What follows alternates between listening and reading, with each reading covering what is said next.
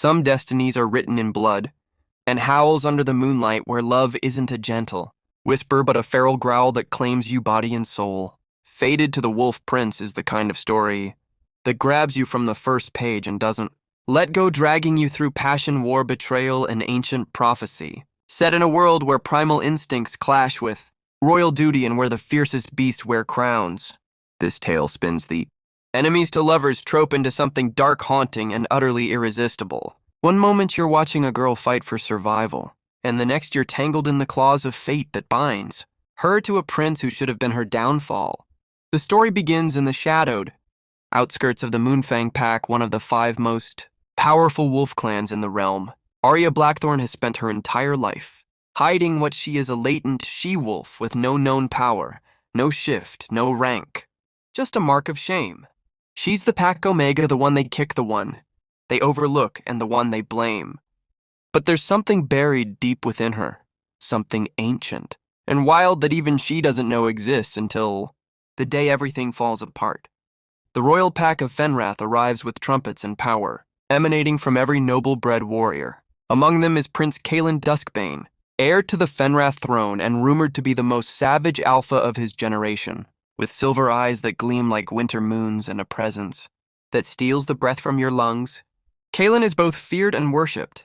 He's come to Moonfang not to mingle with the lowborn, but to choose a political alliance through marriage. That is until his wolf goes still in the presence of Arya.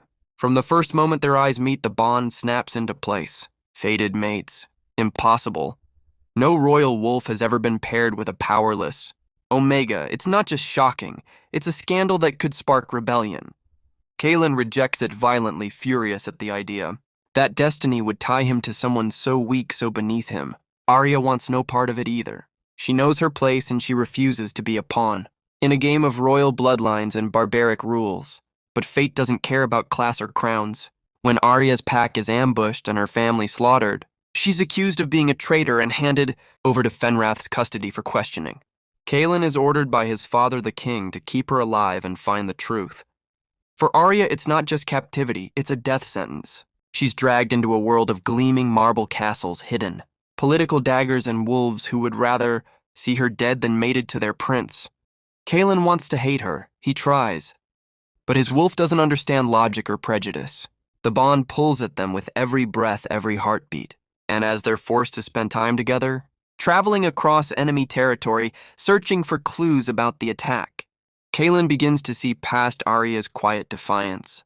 Beneath the dirt and scars lies a spirit too, stubborn to break, a mind sharper than any blade, and a beauty that haunts him in his sleep. Arya isn't just a broken girl, she's something more. Her blood carries secrets even the ancients have forgotten. She starts having visions, dreams of fire and wolves, of battles fought before time itself, and of a voice calling her by a name long lost to history. Slowly her powers begin to awaken. Not a simple shift, not just claws and fur. She commands shadows and moonfire, something no wolf has done in centuries. And with every revelation, the world around her begins to tremble. The royal court wants her dead, fearing the power she holds. The high priestess declares her a harbinger of war.